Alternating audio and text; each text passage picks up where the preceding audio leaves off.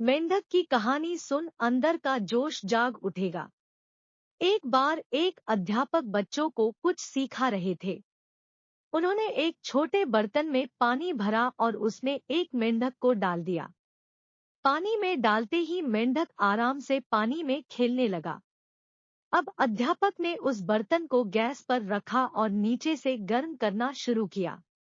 जैसे ही थोड़ा तापमान बढ़ा तो मेंढक ने अभी अपने शरीर के तापमान को थोड़ा उसी तरह एडजस्ट कर लिया।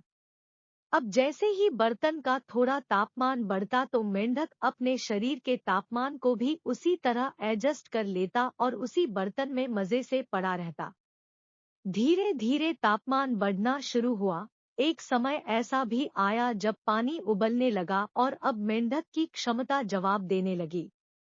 अब बर्तन में रुके रहना संभव ना था।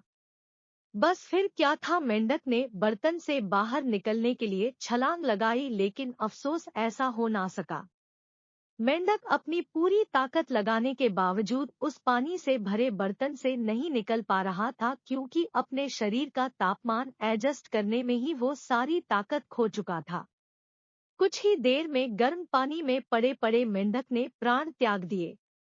अब अध्यापक ने बच्चों से पूछा कि मेंढक को किसने मारा, तो कुछ बच्चों ने कहा गर्म पानी ने। लेकिन अध्यापक ने बताया कि मेंढक को गर्म पानी ने नहीं मारा, बल्कि वो खुद अपनी सोच से मरा है।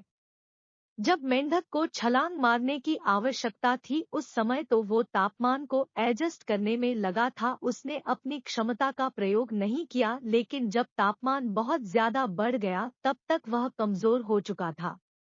मेरे दोस्त, यही तो हम सब लोगों के जीवन की भी कहानी है। हम अपनी परिस्थितियों से हमेशा समझौता करने में लगे रहते हैं।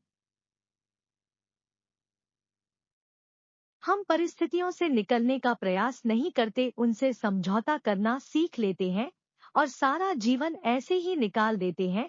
और जब परिस्थितियां हमें बुरी तरह घेर लेती हैं, तब हम पछताते हैं कि काश हमने भी समय पर छलांग मारी होती। जैसे कई छात्रों का पढ़ने में मन नहीं लगता और शुरुआत में वो खुद को एडजस्ट कर लेते हैं कि कोई बात नहीं, कल पढ़ लेंगे, लेकिन यही चीजें एक दिन उनकी आदतें बन जाती है।